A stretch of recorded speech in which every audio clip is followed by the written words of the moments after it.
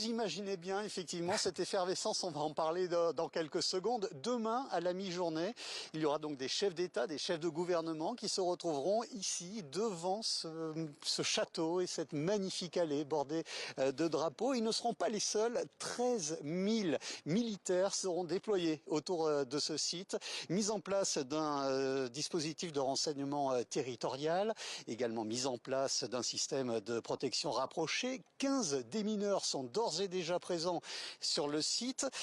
15 km d'interdiction de survol autour de ce château à partir de demain matin. 3000 personnes seront dédiées à d'éventuels secours. Nous sommes effectivement à moins de 100 km de Paris, dans une ville qui compte, vous l'avez dit, un peu plus de 10 000 habitants. Donc imaginez 2 secondes ce que cela représente pour une ville comme celle-ci, Villers-Cotterêts, l'arrivée d'un tel sommet.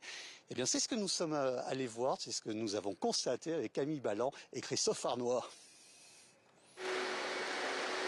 Dans l'atrium de la Cité internationale de la langue française et ici, dans quelques heures, dans cette allée bordée de drapeaux, 120 délégations étrangères, une soixantaine de chefs d'État ou de gouvernement seront rassemblés.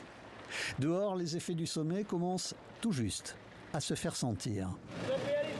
Villers-Cotterêts prend soudainement conscience des répercussions qu'entraîne un sommet international. Ça va être comme ça pendant des heures? Ben oui, quand même, jusqu'à temps qu'ils vident le camion.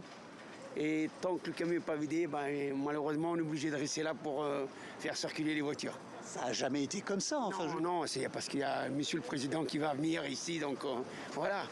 Donc on prépare un peu de tout ce qu'il faut pour l'accueillir bien. Dans l'ensemble de la ville, des panneaux informent des conséquences sur le trafic notamment. Et dans les restaurants, l'info est sur toutes les tables. Moi, je suis ravie.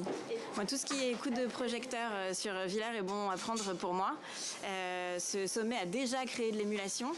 J'ai des équipes en charge de l'organisation qui se sont déjà venues faire du repérage, faire des choses en amont et qui m'ont créé, des transactions commerciales. Donc, je suis contente. On n'y a pas cru au départ, parce qu'on s'est dit un sommet comme ça international à Villers-Cotterêts. Pourquoi bien souvent tout se fait à Paris. On est à un jour de l'événement et la preuve. Aujourd'hui, on voit les forces de l'ordre un petit peu partout, on voit des journalistes comme vous, ça c'est grâce à la Cité et grâce au sommet bien sûr.